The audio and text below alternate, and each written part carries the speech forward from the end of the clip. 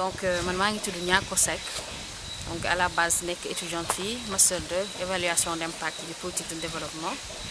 Donc en plus de ça, donc je suis dans l'entrepreneuriat avec Bio Budget bi nga xamante ne moom moo nekk tey moom nga fi nga ñëw tey. Donc man maay coordonnatrice du projet bi en même temps man maay gérer communication bi ak tout ce qui est vente. Donc en plus de Bio Budget maa ngi nekk raf bu benn entreprise bi ñu naan Global Events nekk également très active au niveau de la plateforme des femmes pour la paix en Casamance nekk également administrative su benn festival. Voilà, mais en gros fii moom daanaka man maay coordonnatrice bi et may gérer également communication bi ak vente yi. Alors Bio Budget entreprise la boo xamante ne dafa spécialisé wu dans la production et dans la commercialisation de charbon bio. Donc charbon écologique sax la ñu war a gën a mën a wax parce que li ñuy def mooy dañuy utiliser ay déchets de la biomasse que ça soit ay coque d'arachide, coque de noix de coco ou de noix de cajou. Donc souvent ay mbir la yoo xamante ne nit yi dañ koy sànni. Du leen des fois sax daf leen di encombré parce que day bëri duñu xam lu ñu ko def donc souvent loolu noonu ñun la ñuy jël la ñuy récupérer en masse wala ñu koy sànni ñu carboniser ko à benn température bu idéal ñu mën a am benn genre produit bu carbonisé bu ñu paree ñu broyer ko mélanger ko ak benn liant après daal di koy dugal suñuy machine yu ñuy permettre ñu mën ko compacter comme il le faut. C'est vrai que début bi nag c'était très difficile parce que voilà machine manuelle lañ amoon mais alhamdulilah léegi ñi ngi industrialisé wu nànk-nànk.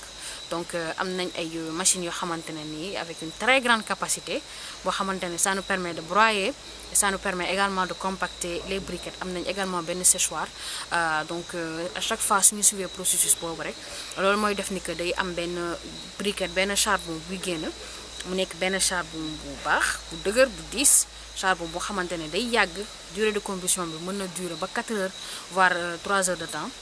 Donc boo ko tegee nga isolé ko même bu dee amul sax oxygène sax mën na demal boppam l'essentiel c'est que mu tàkk comme il le faut et puis voilà loolu tamit amul problème depuis lors ñi ngi wàcc sur le terrain ñi ngi def ay ventes te voilà ñi ngi am ay feedback positif et puis voilà quoi c'est grâce à tout le monde.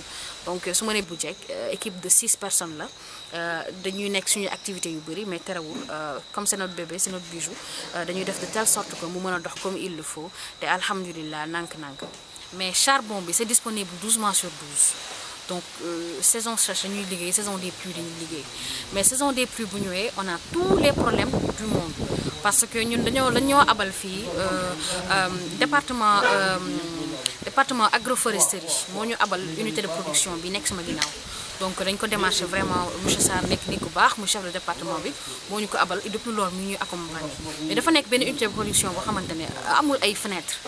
Donc air bi du jàll il y a trop d'humidité donc séchoir bi tamit dañu ko abal benn comportement bi rek mooy dox moo tax li ñuy produire li ñuy séché dafa faible te boo ko génnee teg il suffit que nga tëj buntu yi rek dem ñëw le lendemain boo ñëwee da ngay gis ne que day gajaf malgré que wowoon na la veille c'est parce que y a pas assez d'air frais il y a trop d'humidité et surtout voilà y a la saison des pluies nga xamante ne day accentuer humidité boobu noonu donc espace bi ñu nekk nii dafa naat vraiment defe naa ne que sax di nga ko mën a jël après à travers ta caméra donc espace bi dafa naat y a pas assez de soleil et on peut pas sortir les briquettes à l'extérieur parce que boo ko génnee nga bàyyi ko fi rek après day tooy et finalement yow yaay perte.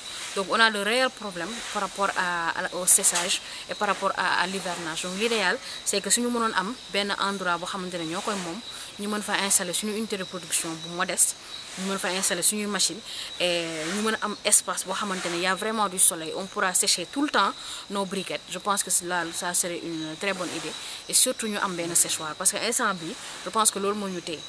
On a déjà une entreprise boo xamante ne dañuy collaborer ak moom pour matière première yi parce que ça c'était notre principal problème.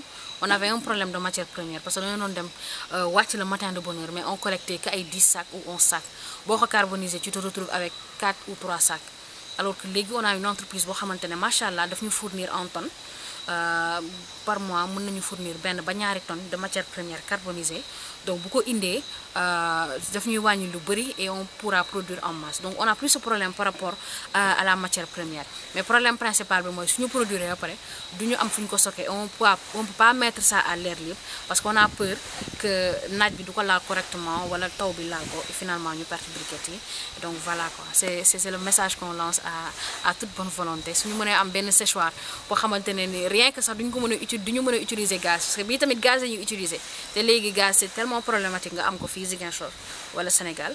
Donc si on avait bien un séchoir pour combustible, c'est autre chose que gaz parce que ça existe, ça serait bien. Et que surtout nous avons une unité de production pour voilà, dina am aération et puis voilà, ça pourra nous permettre de travailler sous le soleil comme il le faut. On essaie à chaque fois d'être indépendant par rapport à un certain nombre d'aspects.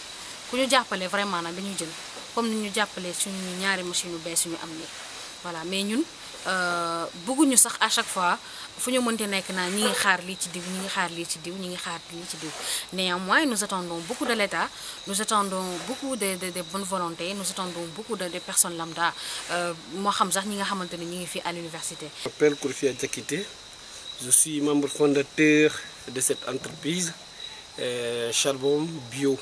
Manam bio bu jek ça signifie en diola charbon bio, c'est-à-dire charbon écologique. Ce charbon est fabriqué à base de matières organiques.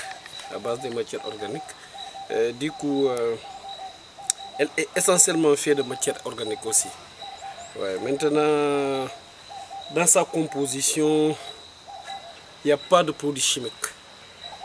Il n'y a que des produits naturels. On l'a travaillé de façon naturelle aussi. Bon, les avantages de ce charbon, c'est d'abord par rapport au charbon ordinaire.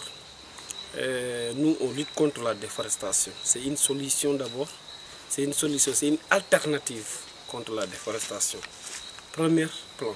Deuxième plan, sur le plan d'utilisation, le charbon est beaucoup plus, sa durée de combustion dure beaucoup plus que le charbon ordinaire.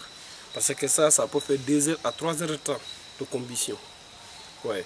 Maintenant, et puis aussi, un autre avantage est que ça ne fume pas. Et ça ne noircit pas les dessus des marmites. Il est utilisable exactement comme on utilise les charbons ordinaires. De façon, il n'y a pas une façon particulière d'utilisation. On l'utilise comme on utilise les charbons ordinaires.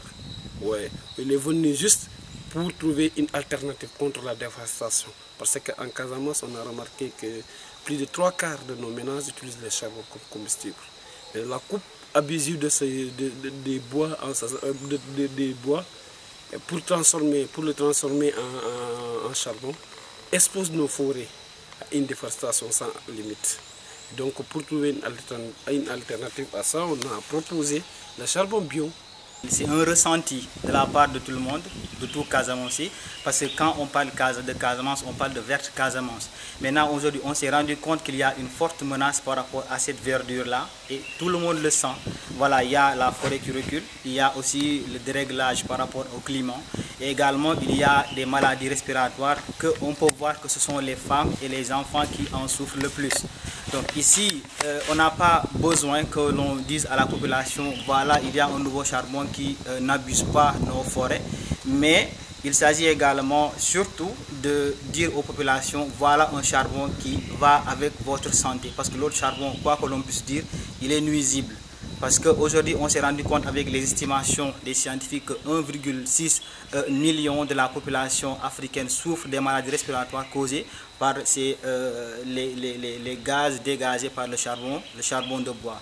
Donc ici, la communication est faite de façon originale, de façon traditionnelle. La plupart du temps, quand on dit à la population, voilà, nous avons un nouveau type de charbon, les Ziguinchorois ou bien les Casamance ou bien même les Sénégalais de façon générale, ils sont curieux de voir quel est le charbon qui vient par l'alternative à l'autre charbon qui est plus ou moins nuisible.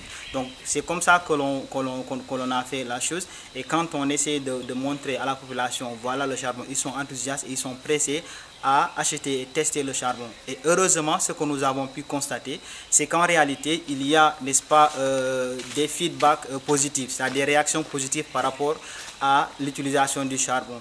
Donc, parce qu'il y a une plus d'efficacité énergétique et également il y a plus, voilà, d'économie par rapport à son utilisation. La qualité du charbon, c'est que le charbon, lui, il ne change pas. Parce que quand on prend par exemple l'autre charbon de bois, il y a des charbons qui ne sont pas de qualité. Comme on dit en Wolof, charbon kerimbi day fait. Donc en fait, avec ce charbon, il n'y a pas ça. Tu achètes le charbon, tu l'utilises en tout. Donc l'autre charbon, son problème c'est que peut-être tu vas l'acheter et le charbon est trop léger ou bien trop lourd que l'on ne parvient pas à l'utiliser comme il le faut. Ou bien parfois c'est même pas carbonisé à fond. parfois on peut utiliser le charbon de bois et on se rend compte que ça dégage beaucoup de fumée. Mais avec ce charbon, il y a une efficacité à 100% et que ça ne dégage pas de fumée et on le consomme à 100% également. Donc, la proposition de valeur, c'est qu'on va dire que, bon, actuellement avec les enjeux, on n'a pas le choix. Donc les enjeux sont d'ordre économique et également écologique. Parce qu'on se rend compte que quand on dit la Casamance, la culture de la Casamance est fortement liée au bois. Et quand on voit ici que le bois est menacé, c'est la culture qui a tendance à disparaître. Donc ici, le choix, c'est que même si au-delà de l'efficacité du charbon, on se rend compte qu'en réalité, les populations se doivent d'adopter ce charbon qui va avec la préservation de notre environnement, mais aussi de la santé des femmes et des enfants. Actuellement, le charbon est limité, le kilo c'est à 350 francs pour le moment. Mais nous travaillons également à améliorer le prix pour favoriser, n'est-ce pas, permettre à toutes les couches de pouvoir se procurer ce charbon et préserver leur santé, également faire des gains d'économie, contrairement à l'autre charbon qui est le plus souvent actuellement, on le vend à 300. Et c'est un charbon qui fluctue de l'autre côté parce qu'en vue également les conditions sous lesquelles l'autre charbon est produit, donc ils sont obligés parfois de hausser le prix. Mais avec nous, si on a vraiment le soutien, n'est-ce pas, de la part des bailleurs, de la part de l'État, on sera dans les dispositions de réduire les prix et de permettre à la population de s'enquérir et ce charbon et vraiment voilà, profiter de son vraiment besoin d'un appui de la part de l'État et des organismes non étatiques, à savoir les ONG ou bien d'autres bailleurs. Parce que ici, le fond de l'entreprise, au-delà de l'aspect économique pour nous-mêmes, c'est qu'en fait, nous luttons contre la déforestation et nous prônons la préservation du climat. Mais également, nous voulons lutter contre le chômage des jeunes. Montrer également aux jeunes que c'est tout à fait possible de rester ici au Sénégal, de travailler pour soi-même, créer son entreprise et le développer, y gagner quelque chose. Faire travailler également des jeunes pour participer, n'est-ce pas, à ce développement économique de la société.